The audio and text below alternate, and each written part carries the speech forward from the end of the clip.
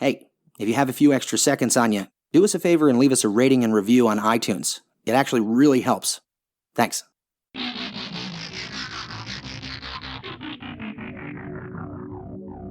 Hello and welcome to What the F*** Just Happened Today, your essential guide to the daily shock and awe in national politics. I'm Joe Amditis. Let's get to it. It's Tuesday, July 25th, 2023. Welcome to day 917. Kevin McCarthy suggested that House Republicans may pursue an impeachment inquiry into Joe Biden. Following a series of congressional investigations targeting Biden, as well as his administration and his family members, House Republicans have sought to build a case that the DOJ improperly interfered in a criminal investigation into Hunter Biden's financial dealings, and that Biden's family members received payments from foreign companies. McCarthy said that an impeachment inquiry would give Congress the strongest power to get the rest of the knowledge and information needed to investigate Biden. The White House, meanwhile, said House Republicans' eagerness to go after Biden, regardless of the truth, is seemingly bottomless. Instead of focusing on the real issues Americans want us to address, like continuing to lower inflation or create jobs, this is what they want to prioritize. Nancy Pelosi, meanwhile, accused McCarthy of playing politics with the idea of expunging Trump's 2 impeachments, saying that he's afraid and looks pathetic. Pelosi added, "As I've said before, Donald Trump is the puppeteer, and what does he do all of the time but shine the light on the strings?" McCarthy reportedly promised Trump that he would move to expunge the 2 impeachments before Congress breaks for its August recess, after McCarthy openly questioned whether Trump is the strongest to win the general election on national television. McCarthy, however, has not scheduled a floor vote and said the idea should go through committee like anything else. Moving on, a federal judge blocked Biden's temporary restrictions on migrants seeking asylum.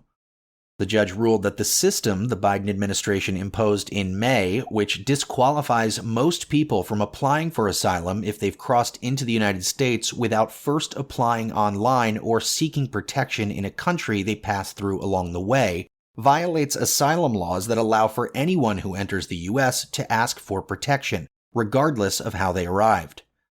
The judge previously ruled against a similar policy under the Trump administration's so-called transit ban. Meanwhile, the United States surpassed 400 mass shootings so far in 2023.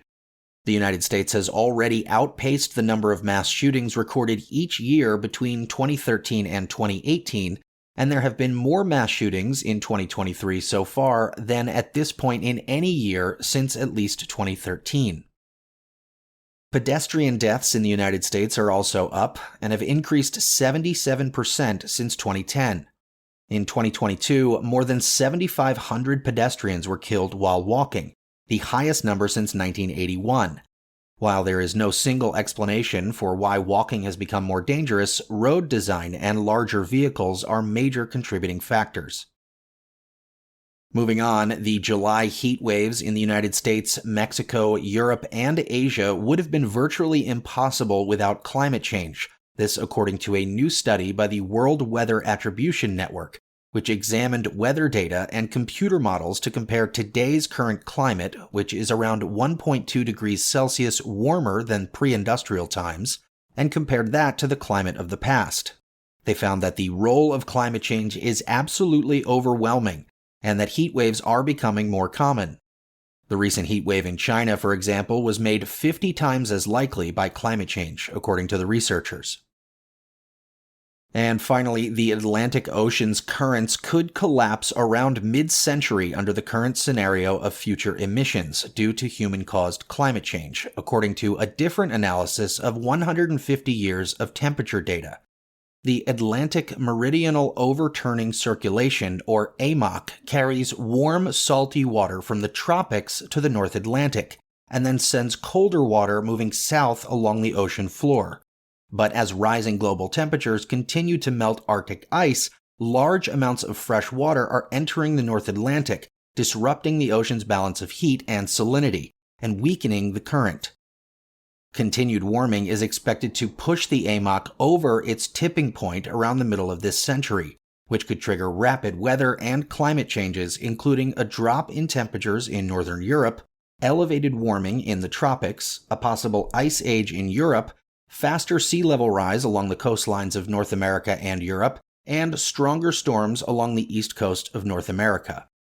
The last time there was a major slowdown of the ocean currents around the North Atlantic was roughly 12,800 years ago, when temperatures fell by about 18 degrees Fahrenheit in parts of Greenland and Arctic-like conditions returned to parts of Europe.